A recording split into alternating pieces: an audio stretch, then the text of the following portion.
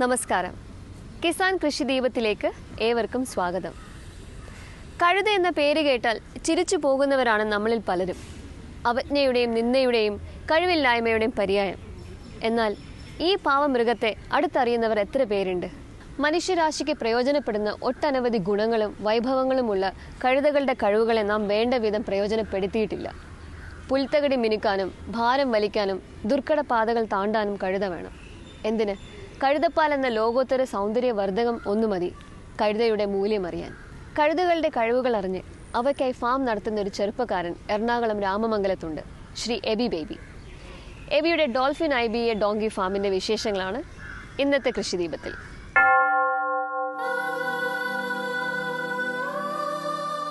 കാട്ടുകഴുതയെ കെട്ടഴിച്ചു വിട്ടതാര്? അതിന് സ്വാതന്ത്ര്യം നൽകിയതാരാണ്? ഞാനതിന് പുൽപ്പുറങ്ങൾ പാർപ്പിടവും ഉപ്പുഭൂമി വീടുമായി നൽകി. അത് പട്ടണത്തിൻ്റെ ആരവത്തെ നിന്ദിക്കുന്നു. മേയ്ക്കുന്നവൻ്റെ ഒച്ച കൂട്ടാക്കുന്നുമില്ല. പച്ചയായതൊക്കെയും അത് തിരഞ്ഞു നടക്കുന്നു. ജീവിതത്തിൻ്റെ കനൽ വഴികളെ ദൈവഭക്തിയാൽ അതിജീവിച്ച ഇയ്യോബ്. വേദപുസ്തകത്തിൽ ഇയ്യോബിനോടുള്ള കൽപ്പനകൾ ഇങ്ങനെ പോകുന്നു: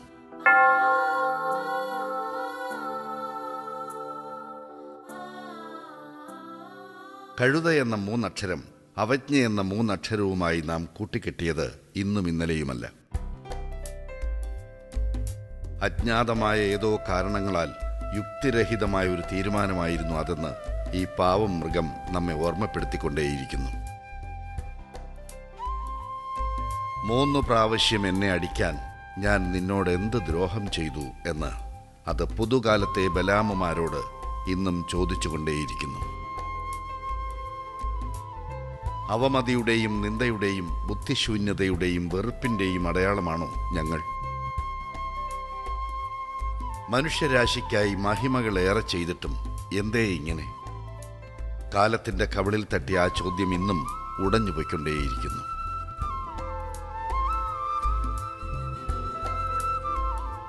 വേദപുസ്തകത്തിൽ നിന്ന് കഴുതകളുടെ മാഹാത്മ്യം അറിഞ്ഞ് അവർക്ക് ജീവിതം നൽകിയ ഒരാളുണ്ടിവിടെ.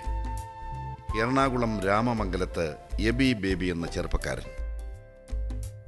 കഴുതകളിൽ ഒളിച്ചിരിക്കുന്ന കനകം തേടി എബി ഇറങ്ങി തിരിച്ചിട്ട് ദശാബ്ദം 1 കഴിഞ്ഞു.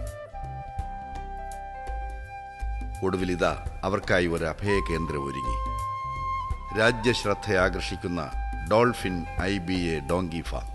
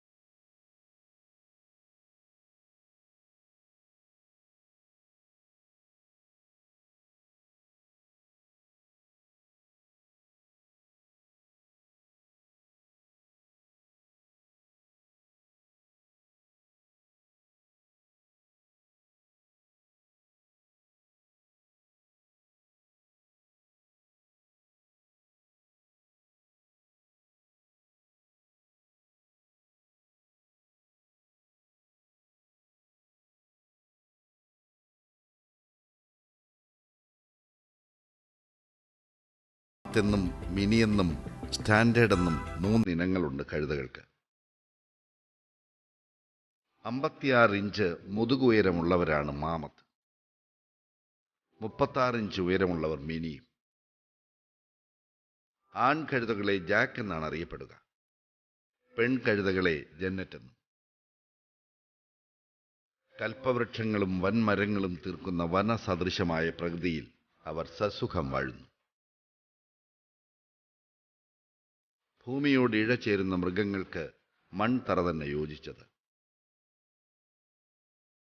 കുതിരയുമായി വർഗസാമ്യമുള്ള കഴുതകൾ സ്വഭാവത്തിൽ തികച്ചും വ്യത്യസ്തരാണ്. ഗന്ധർവ സൗന്ദര്യത്തിന്റെ മൂർത്തിമത് ഭാവമില്ലെങ്കിലും സൗമ്യരാണിവർ. ആശ്രിത വത്സലർ, സമാനതകളില്ലാത്ത യജമാന സ്നേഹത്തിന്റെ ജീവസാക്ഷ്യങ്ങൾ. ഒരുമിച്ച് നിന്ന് സമൂഹ ജീവിതം നയിക്കുന്നു. അമ്മയും അച്ഛനും ഒക്കെയുണ്ട് ഇവരിൽ.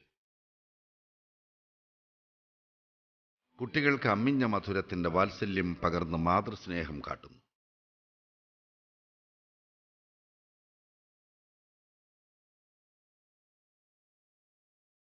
പരസ്പരം പുറം ചൊറിഞ്ഞും മേനി ഉരുമിയും സഹജീവി സ്നേഹത്തിന്റെ അധ്യായങ്ങൾ തുറക്കുന്നു.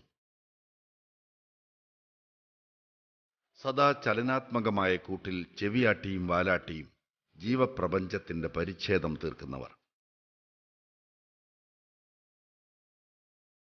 കുട്ടികൾക്ക് അടുത്തു ചെല്ലാം. കഴുതക്കുട്ടികൾ കുഞ്ഞുങ്ങളോട് ചങ്ങാത്തം കൂടും. മനസ്സറിഞ്ഞ് മൗന സന്ദേശങ്ങൾ കൈമാറും. ശാന്തസുന്ദരമായ ഒരു ചുംബനം ഏറ്റുവാങ്ങുവാനും തയ്യാർ. നിഷ്കളങ്കതയാണ് ഞങ്ങളുടെ മുഖമുദ്രയെന്ന് സ്വയം വിളിച്ചു പറയും.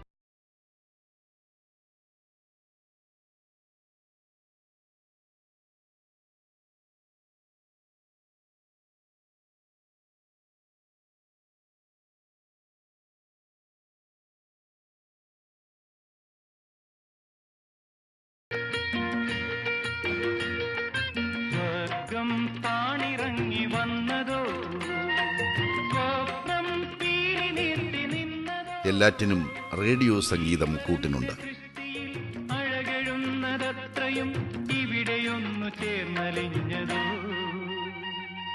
സ്വർഗം. രാമമംഗലം മെതിപ്പാറയിലെത്തിയാൽ ഡോൾഫിൻ ഫാമിന്റെ കൗതുകങ്ങൾ കാണാം. കനത്ത മഴയെയും കടുത്ത വെയിലിനെയും പ്രതിരോധിക്കുന്ന നല്ല മൃഗങ്ങളെ കാണാം. വെറുതെയല്ല എബി ഡോൾഫിൻ ഫാമിൽ കഴുതകളെ കൂട്ടിയത്. അവ ഒന്നാന്തരം ഫാം മൃഗങ്ങളാണ് എന്ന് കണ്ടു തന്നെ. ആന്ധ്രയിലും കർണാടകയിലും തൂത്തുക്കുടിയിലും തിരുനെൽവേലിയിലുമൊക്കെ യാത്ര പോയാണ് കഴുതകളെ കൊണ്ടുവന്നത്. വരും കാലത്തിന്റെ മൃഗങ്ങളാണ് കഴുതകൾ. കഴുതച്ചാണകവും പാലുമൊക്കെ മുന്തിയ ഉൽപ്പന്നങ്ങൾ തന്നെ. അതുകൊണ്ട് തന്നെ ഒരു നല്ല ഫാമിന്റെ ചിട്ടവട്ടങ്ങൾ ഡോൾഫിനിലുമുണ്ട്. തീറ്റയാണ് പ്രധാനം. മേയാനുള്ള ഇടം യഥേഷ്ടമുണ്ട്. എത്ര കടുപ്പമുള്ള പാഴ്വസ്തുക്കളും തീറ്റയാക്കും. കഴിക്കുന്ന തീറ്റ പൂർണ്ണമായും ഉപയോഗപ്പെടുത്തും. വലിയ കന്നാസിൽ ഒരു കൂട്ടം കഴുതകൾക്ക് ഒരുമിച്ച് തീറ്റ നൽകുകയാണ് രീതി. ഗോതമ്പിന്റെ പോളത്തവിടാണ് മുഖ്യ തീറ്റ. മുതിരപ്പുഴുക്കിലേക്ക് പോളത്തവിട് തട്ടി വെള്ളം ചേർത്താൽ കഴുതകളെ തുറന്നുവിടാം.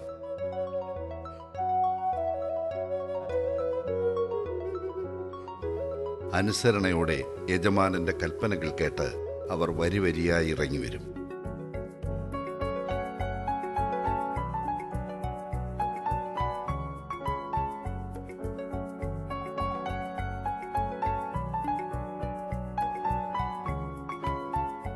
തീറ്റയിലും ശാന്തശീലരാണ് കഴുതകൾ. അത്യാർത്തിയില്ല. ഒരു പാത്രത്തിൽ ഒരുമിച്ചുണ്ണുമ്പോഴും സഹിഷ്ണുതയുണ്ട്. മറ്റുള്ളവർക്ക് അവസരം നൽകാൻ മറക്കാറില്ല.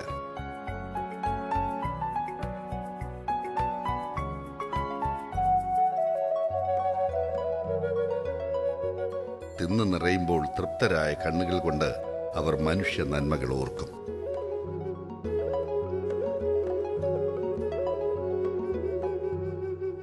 മികച്ച പെൺകഴുതകൾക്ക് 5 അക്ക സംഖ്യകളിലാണ് വില തുടക്കം.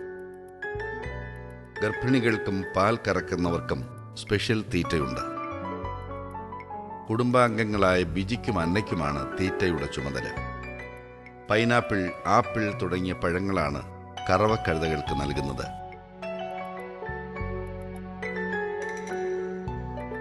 ചെറു പൈനാപ്പിൾ 4 പിളർന്നും ആപ്പിൾ കഷ്ണങ്ങളാക്കിയും പാകപ്പെടുത്തും. പഴങ്ങൾ കഴുതകൾക്ക് എന്നും ഹരമാണ്.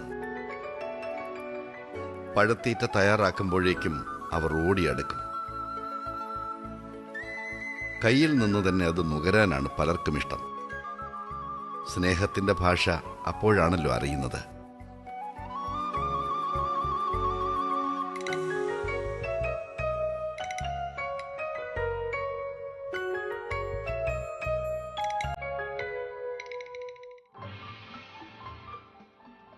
മറ്റ് ഫാം മൃഗങ്ങളിൽ നിന്നും വ്യത്യസ്തരാണ് കഴുതകൾ. കൂർത്ത ചെവികളാൽ അവർ പ്രകൃതിയെ അറിയും.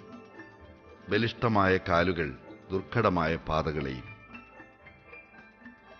സാഹസികത നിറഞ്ഞ പാതകളിൽ ഭാരം വലിക്കാൻ തയ്യാർ. മരുഭൂമിയിലൂടെയും വെള്ളത്തിലൂടെയും സഞ്ചരിക്കും. ഖനനഭൂമിയിൽ ജോലി ചെയ്യുന്നതുൾപ്പെടെ പുൽത്തകിടി ചെത്തിമിനുക്കുന്ന ജൈവ ഉപകരണങ്ങളായി വരെ അവർ സ്വയം മാറും. നല്ല കഴുതകളെ തിരിച്ചറിയാൻ എബിക്ക് സാമർഥ്യമുണ്ട്. എപ്പോഴും നനഞ്ഞ മൂക്കും കുഞ്ചിരോമം എന്ന സൂര്യകിരീടവും പീലി കുത്തുന്ന രോമവാലുമൊക്കെ കഴുതയുടെ അഴകാണ്. അരമൈൽ ദൂരത്തുവരെ കാഴ്ച എത്തിക്കുന്ന കഴുതകളുടെ വയറിൽ 9 ലിറ്റർ വരെ വെള്ളം കൊള്ളും. 3 പതിറ്റാണ്ടാണ് ശരാശരി ആയുസ്. കഴുതകൾ കുതിരകളെ പോലെയല്ല, ഇണചേരാൻ മാന്ദ്യം കാണിക്കും. 13-14 മാസം വരെയാണ് ഗർഭകാലം. എപ്പോഴും ചവയ്ക്കുന്ന വായും സമാന്തരമായി നിൽക്കുന്ന പിൻകാലുകളുമാണ് മതിസൂചനകൾ. നല്ല ഇണകളെ അവർ സ്വയം തീരുമാനിക്കും. എങ്കിലും അടുത്ത രക്തബന്ധമുള്ളവർ ഇണചേരാൻ എബി അവസരം നൽകില്ല. കഴുതകൾക്ക് നിത്യപരിചരണം വേണം. ഗ്രൂമിംഗ് എന്ന മേനി ഉരുമലാണ് പ്രധാനം. പ്രത്യേക ബ്രഷ് ഉപയോഗിച്ച് നിത്യവും മേനി മിനുക്കണം. എബി തന്നെ അതിന് നേതൃത്വം നൽകും.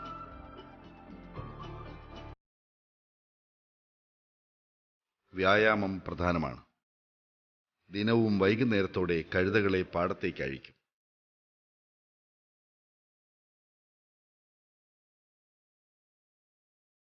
പൊതുവീഥിയിലൂടെ അവർ ലോകം കാണാനിറങ്ങും.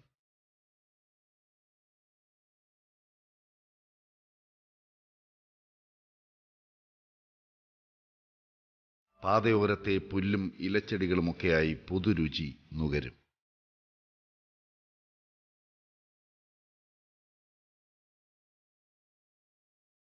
കൂട്ടമായി എത്തിയാൽ സ്വയം സാമ്രാജ്യം തീർക്കുന്നവരാണ് കഴുതകൾ. വഴിയാത്രികരെ അവർ ശ്രദ്ധിക്കാറേയില്ല. കഴുതക്കൂട്ടങ്ങൾക്കായി യാത്രികർ വഴിമാറിക്കൊടുക്കും.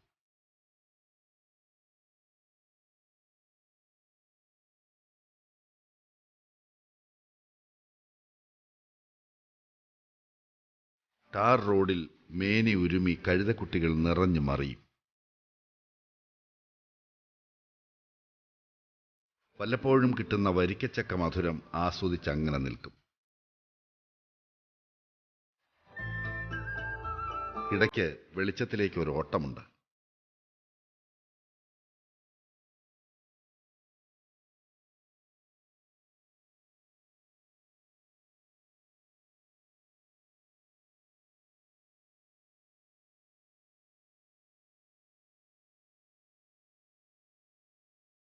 പാത്തിക്കൽ പുഴയുടെ തീരത്താണ് ഈ നടത്തയിലെ വിശ്രമം.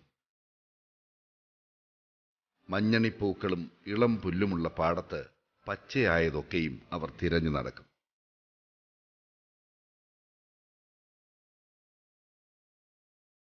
ഇളം പുല്ലിന്റെ സ്വാദ് നന്നായി ആസ്വദിക്കും. യഥേഷ്ടം മേഞ്ഞു നടക്കും.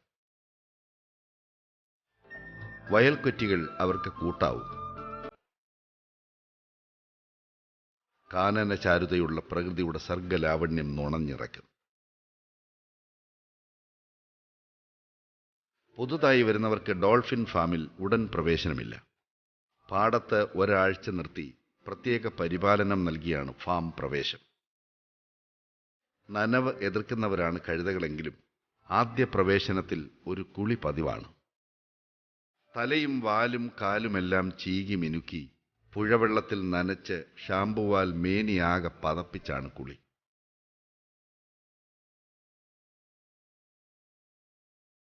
ആരോഗ്യ സംരക്ഷണത്തിന് പ്രത്യേക മേൽനോട്ടമുണ്ട്. വെറ്ററിനറി ഡോക്ടർമാർക്കാണ് അതിൻ്റെ ചുമതല. മാസത്തിലൊരിക്കൽ എല്ലാവർക്കും പരിശോധനയുണ്ട്. തങ്ങളെ സന്ദർശിക്കാനെത്തുന്ന ഡോക്ടർമാരോട് അവർക്കുമുണ്ട് സ്നേഹം. ചികിത്സകളോട് ആത്മാർത്ഥമായി സഹകരിക്കും. വെറ്ററിനറി കോളേജ് സർജറി വിഭാഗം പ്രൊഫസർ സുധീഷിന്റെ സാങ്കേതിക മേൽനോട്ടത്തിലാണ് ഫാം നടത്തിപ്പ്. കഴുതപ്പാലാണ് ഡോൾഫിൻ ഫാമിലെ പ്രധാന ഉൽപ്പന്നം. ഒരുപക്ഷെ കഴുതകളിൽ നിന്ന് കിട്ടുന്ന ഏറെ മൂല്യമുള്ള ഉൽപ്പന്നവും അതുതന്നെ. പ്രസവശേഷം 20-ാം ദിവസം മുതൽ പാൽ കറക്കാം. ദിവസവും 3 നേരമാണ് കറവ. പാൽ കറവയ്ക്ക് വൃത്തിയും വെടിപ്പുമുണ്ട്. കറവയ്ക്കായി തയ്യാറാക്കി നിർത്തിയിരിക്കുന്ന പെൺകഴുതകളുടെ മുലക്കാമ്പുകൾ അണുനാശിനി ലായനിയിൽ കഴുകി ശുദ്ധമാക്കുന്നു. ഉണങ്ങിയ തുണിയാൽ തുടച്ച് വൃത്തിയാക്കിയുള്ള കൈക്കറവയ്ക്ക് എബി തന്നെ നേതൃത്വം നൽകും.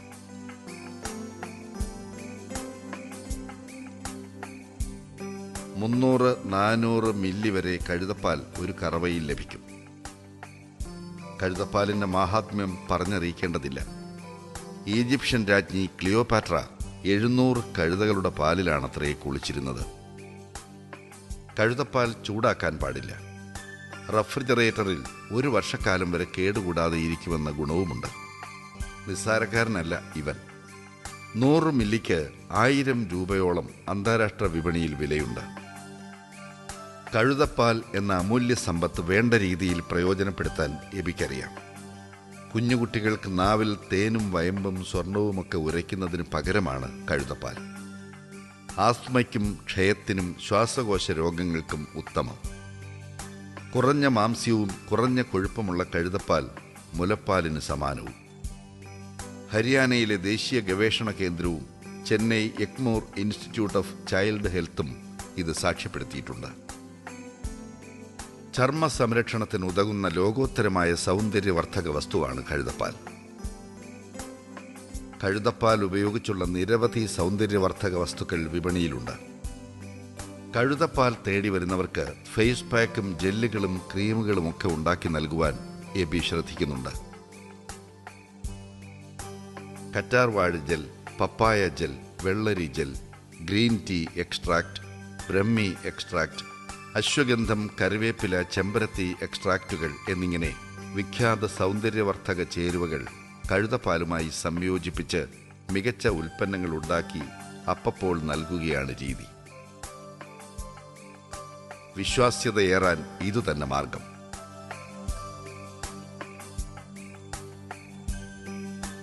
മാമ്പഴച്ചാറും മാതളച്ചാറുമൊക്കെയായി ചേരുന്ന തണുപ്പിച്ച കഴുതപ്പാൽ ഒന്നാന്തരം ചർമ്മ സംരക്ഷണ ഔഷധമെന്നതിൽ ഡോൾഫിൻ ഫാമിലെത്തുന്നവർക്ക് 2 അഭിപ്രായമില്ല.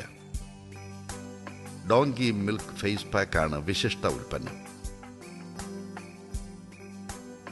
കഴുതച്ചാണകം മികച്ച വളമാണ്. ഫാമിന് പുറത്തുള്ള കൃഷിത്തോട്ടങ്ങളിലേക്കാണ് അതിൻ്റെ യാത്ര. കഴുതച്ചാണകം ബക്കറ്റുകളിൽ ശേഖരിച്ച് നിലത്ത് തട്ടി സ്യൂഡോമോണസ് ലായനി ചേർത്ത് സമ്പുഷ്ടീകരിച്ചാൽ ഉത്തമമായ ജൈവവളമാണ്. ജാതിക്കും ഫലവൃക്ഷങ്ങൾക്കും പച്ചക്കറികൾക്കുമൊക്കെ ഏറെ യോജിച്ചത്.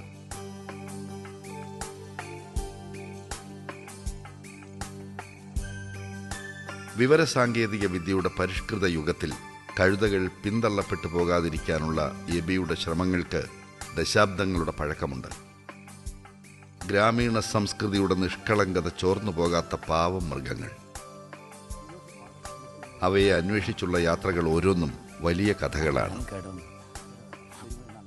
പുഴയോരത്തിരുന്ന് എബി മനസ്സ് തുറന്നു. എബി, ഇപ്പോൾ കേരളം കേട്ടാൽ ഞെട്ടിത്തെറിച്ചു പോകുന്ന ഒരു സംരംഭത്തിനാണ് താങ്കൾ വളരെ ധൈര്യപൂർവ്വം മുന്നിട്ടിറങ്ങി. എന്തായിരുന്നു ഇതിൻ്റെ പിന്നിലുള്ള ഒരു വിത്ത്? എന്തായിരുന്നു സാറേ? 19 വർഷം ഞാൻ ബാംഗ്ലൂരിൽ ജീവിച്ചു.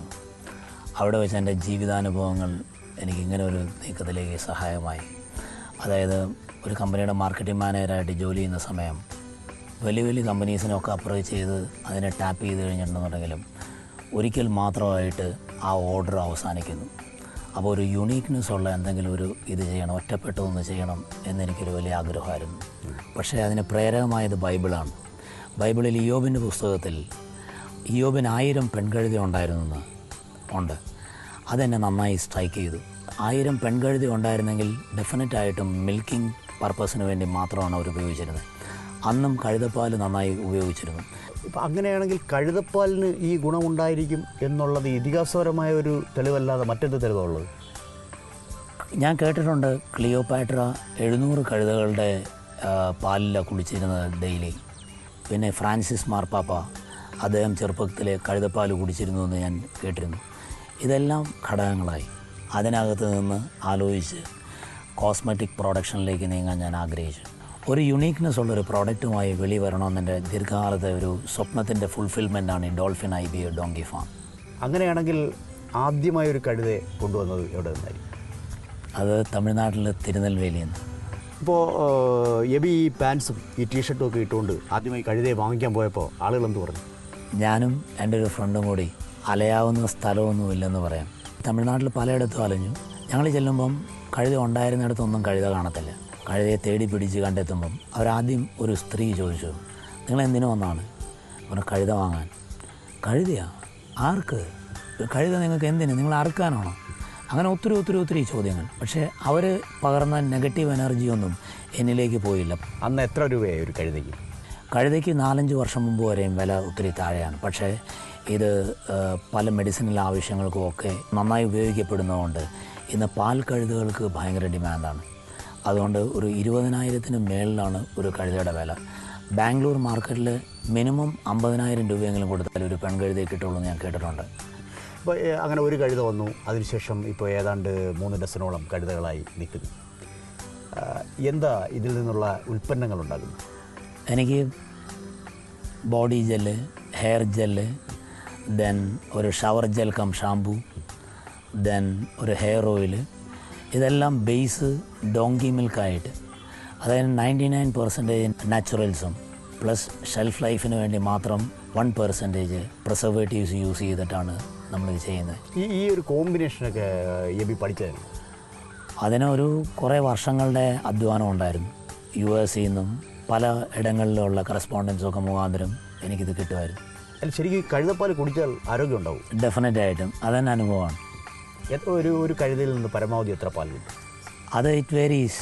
20 ml കിട്ടുന്ന കഴുതയുണ്ട്, 50 ml കിട്ടുന്ന കഴുതയുണ്ട്, 100 ml കിട്ടുന്ന കഴുതയുണ്ട്, 300-350 ml വരെ കിട്ടുന്ന കഴുതയുണ്ട്. അത് അന്താരാഷ്ട്ര കമ്പോളത്തിലും മറ്റും ഏകദേശം ഒരു 100 മില്ലി പാലിന് എത്രത്തോളം വിലയുണ്ടാവും? ഞാൻ കേട്ടിട്ടുണ്ട് 10 ml പാലിന് മഹാരാഷ്ട്രയിൽ 100 രൂപയാണ് 10 മില്ലിക്ക്. 3000 തുടങ്ങി 6000 രൂപ വരെ വിലയുണ്ട് 1 ലിറ്റർ കഴുതപ്പാലിന്. ഇപ്പോൾ ഈ പ്രോഡക്റ്റുകളൊക്കെ ഇങ്ങനെ ഉണ്ടാക്കി വരുന്നു, കൂടുതൽ വിശ്വാസം അതിലാർജിക്കുന്നു. ഇനിയിപ്പോൾ ഇതുമായി വിപണിയിലേക്ക് ഇറങ്ങാനുള്ള ഒരു സ്വപ്നമുണ്ടോ? ഉണ്ട്, ഡെഫിനറ്റായിട്ടും. എനിക്ക് ലോക്കൽ മാർക്കറ്റും ഒപ്പം തന്നെ ഞാൻ ഇൻ്റർനാഷണൽ മാർക്കറ്റും, അതായത് മലേഷ്യ, സിംഗപ്പൂർ, അതായത് കൊറിയൻ പ്രോഡക്ട്സ് എല്ലാം അമേരിക്കൻ, യൂറോപ്യൻ വിപണി കീഴടക്കി കഴിഞ്ഞു. പക്ഷേ ഒരു അൺടാപ്ഡ് ഏരിയ ആയിട്ട് മലേഷ്യ, സിംഗപ്പൂർ മാർക്കറ്റുകൾ കിടക്കുന്നുണ്ട്. അതിപ്പോൾ കേരളത്തിലും സുന്ദരികളാവാൻ താല്പര്യമുള്ള ധാരാളം പെൺകുട്ടികൾ ഡെഫിനറ്റായിട്ടും ഒത്തിരി പേരുണ്ട്. അത് താങ്കൾ ആ ഒരു അവസരം മുതലാക്കൂ? ഉണ്ട്, ഡെഫിനറ്റായിട്ടും. പെൺകുട്ടികൾക്ക് ഒരു സ്കിൻ ഗ്ലോവർ അങ്ങനെയുള്ള സംഗതികളെല്ലാം ഡെവലപ്പ് ചെയ്യണമെന്നൊരാഗ്രഹമുണ്ട്. ലേഡീസ് മാത്രമല്ല, ജെൻസിൻ്റെ ഇടയിൽ ഒരു നല്ല മാർക്കറ്റുണ്ട്. അതായത് യുവത്വത്തിലേക്ക്, അതായത് സ്കിന്നിൻ്റെ റിങ്കിൾസ് എല്ലാം അകറ്റി മാറ്റാനും ഒരു 5 to 10 years എല്ലാം കട്ട് ഓഫ് ചെയ്യാനായിട്ട് ആൻറ്റി ഏജിങ്ങിന് ഏറ്റവും നല്ല ഒരു പ്രോഡക്റ്റാണ് ഡോങ്കി മിൽക്ക്.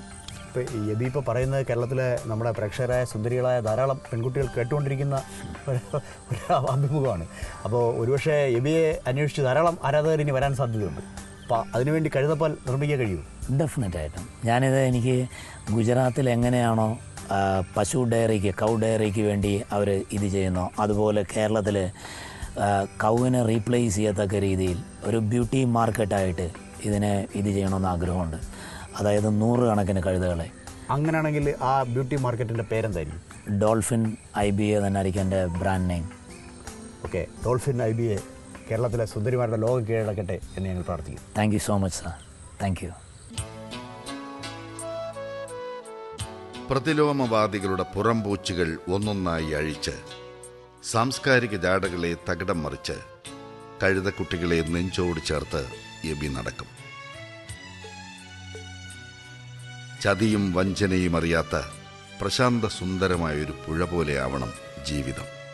കാള തന്റെ ഉടയവനേ, കഴുത തന്റെ യജമാനന്റെ പുൽത്തൊട്ടിയറിയുന്നല്ലോ എൻ ജനമറിയുന്നില്ല. കഴുത തൻ്റെ യജമാനന്റെ പുൽത്തൊട്ടി അറിയുന്നുവല്ലോ എന്ന ബൈബിൾ വചനം ഹൃദയത്തിലുണ്ട്.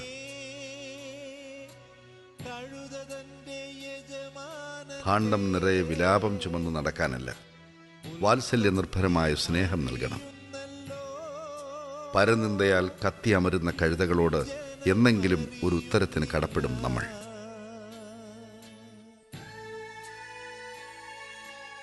ഡോൾഫിൻ ഫാമുമായി ബന്ധപ്പെടാം. Aby Baby Dolphin IBI donkey farm, Ramamangalam PO, Ernakulam. Phone 9037689390.